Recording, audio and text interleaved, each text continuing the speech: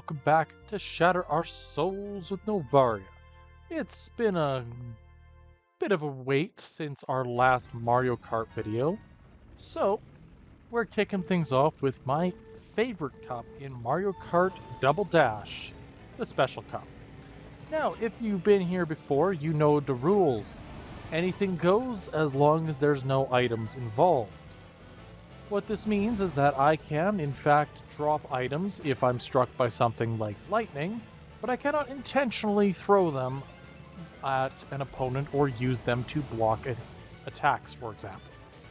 Now, I'll admit that Mario Kart Double Dash is one that I've had very fond memories of for as long as I can remember. I pretty much grew up on this game. And so, for me, it makes sense, at least to some degree, that it's become one of those games that is a consistent one. It's something that I always enjoy getting into and mucking about with. And while at the time of my youth I found Wario Stadium specifically as a very frustrating mess of a course, the more I played it, the more I enjoy this one. It's not your standard course, and you can tell simply due to the lap number being 2 laps instead of 3. It is significantly longer, windier, and a bigger mess to get through than almost any other course in the entire series, for that matter. So why does it come up like this? Well, my answer is as simple as it gets. This one is fun because of it being chaotic. I like just how over the top this particular course actually is. An example of this course being more chaotic, I suppose, than most others is the closest that we get to this level of chaos comes from Baby Park, which is more focused on the items than the driving, or from places like Bowser's Castle, which is more about the traps and the obstacles in the way throughout the course of the race.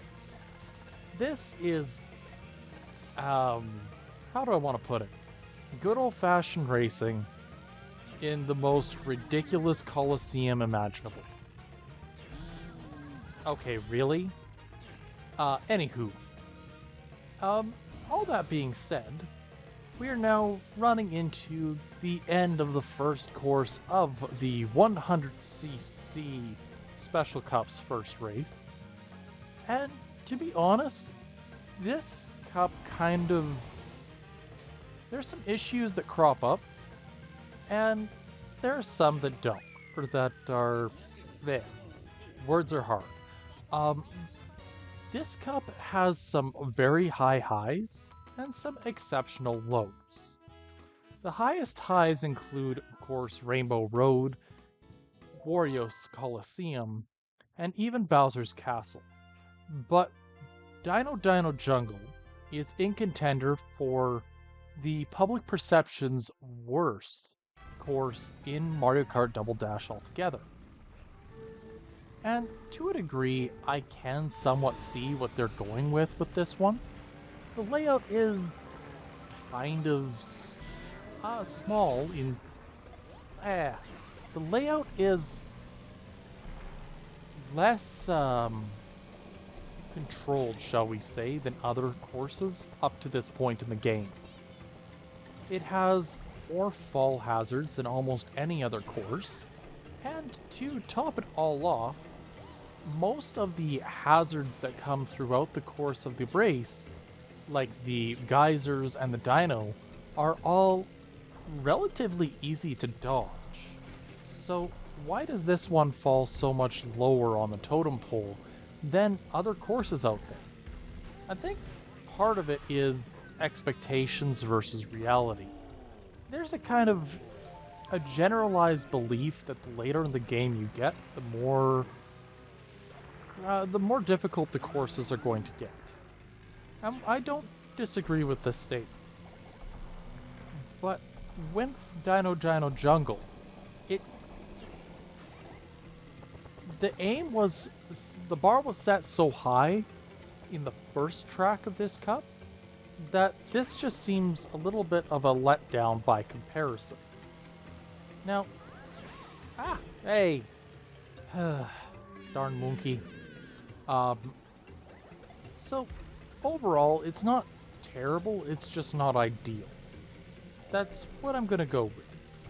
Now, speaking of this system, wow, I'm a bad driver today. Hoofty. Okay, that one wasn't my fault.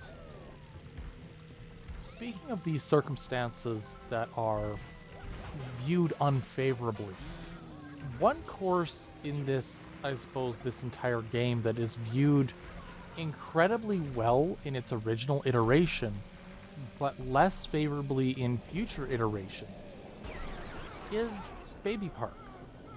Now, it's taken a long time to actually formulate any coherent thought on that particular subject, because Baby Park is one of those races that you love it or you hate it kind of situation. And for me, I've always been on the side of it. I never really found anything that was super enjoyable, but I never really despised it for any reason. It just kind of existed. But I think the reason why people love it was always about the chaotic nature of the all-out item brawl. Everybody had to get their hand in, everybody had to give it a shot to see if they could actually make it through that specific course. And I personally never really had any major issue with it. But that course in particular ended up being a lot of people's favorite because of the chaos. But in future iterations, I believe Mario Kart DS did it. I believe Mario Kart 8 did an iteration of Baby Park. I'm not sure if there was another one or not. I think that's it. But each of the future iterations didn't encapsulate the joy of the initial course. Partially because the mechanics of each course, or of each games, varied ever so slightly.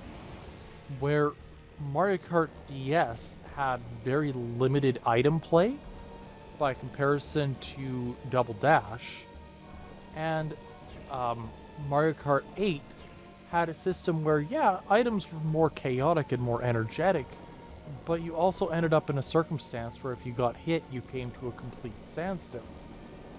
This is to say that the course itself, while decent, didn't always work out the way we had intended in future iterations.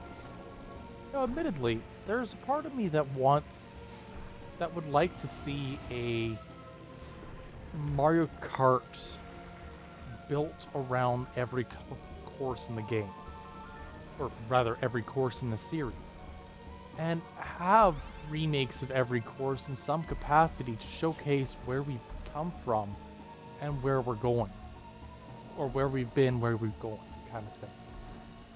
And to kind of emphasize my point on this, if you looked at Bowser's Castle in the SNES version, and then the N64, GameCube, Wii, etc., every future iteration tried to improve upon the last, or rather, change up something. But you can kind of see the evolution over time, where the Bowser's Castles in the original SNES version were all about lava-covered moats and thin rails across this effectively sea of magma. In 64, you got the Thwomps joining in. In the GameCube Double Dash, you got the giant Bowser statue that struck the ground on a regular basis. And then you get iterations on all of these, the flame bars, the thwomps, and said giant, in every subsequent version of Bowser's Castle that was released, effectively showcasing that they kind of set a formula for what a Bowser's Castle should be rather early in the series altogether, and never really worked beyond wanting to try to make it I suppose, bigger, windier, or whatnot. It didn't. It kind of hit an apex and they stuck with it. This particular version of Bowser's Castle is my personal favorite, just as a result of nostalgia more than anything.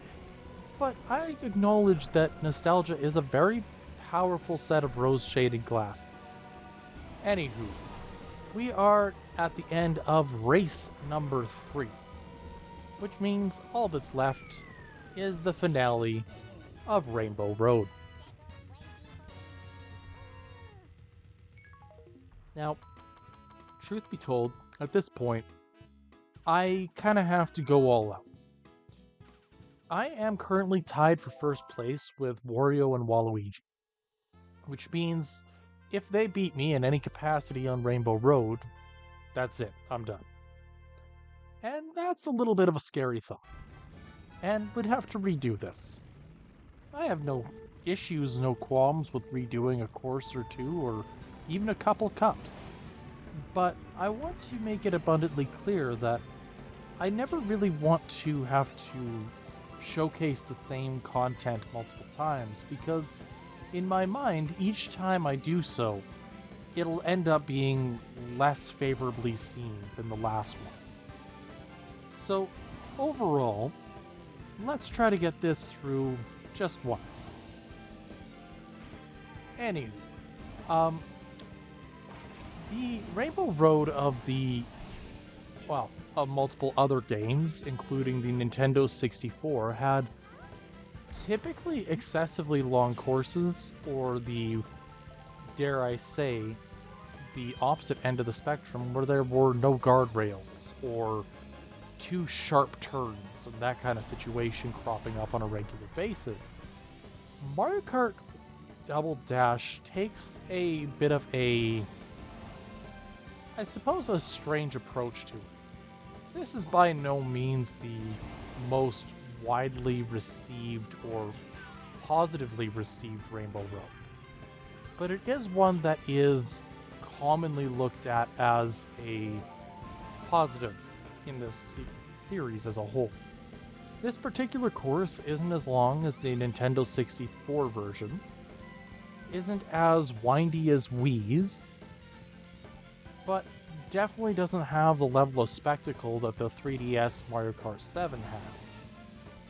And if I'm being honest, I personally view it more favorably than the space station in Mario Kart 8. Partially because while I do like the space station aesthetic, I don't exactly like the dual road system that they started showcasing.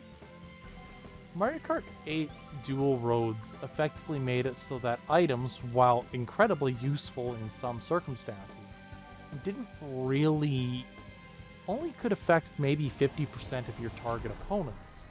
And this isn't all that bad of a situation. It could be far worse, but it is something to note as being less chaotic and less effective than I think Nintendo and the dev team were expecting it to be. The courses that I actually really like to showcase are the ones that are point to point. I've always enjoyed sprint races no matter what type of game it's in. And these point to point races were my personal favorite, just as a result of it was something completely unique, something different, something that made the game more than the sum of its parts.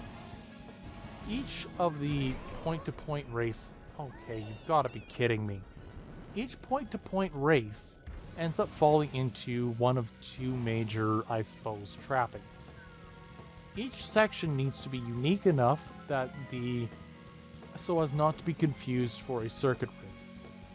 And generally speaking, also has to be windy enough and have enough challenges thrown throughout each of those sections that it doesn't end up just kind of existing. So overall, it's kind of an issue that plagues later Mario Karts as a whole and won't necessarily affect this one just a yet. Anyways, if you like what you see, I hope that you drop a like, leave a subscribe, and we'll catch you soon. I'll be honest, I didn't actually think I was going to make it through this in one piece, especially given that less than stellar second race. But, there's a chance of anything happening in this type of game. So, I guess that's all good for the most part. Anywho, I hope you all are good to one another, and have a good one.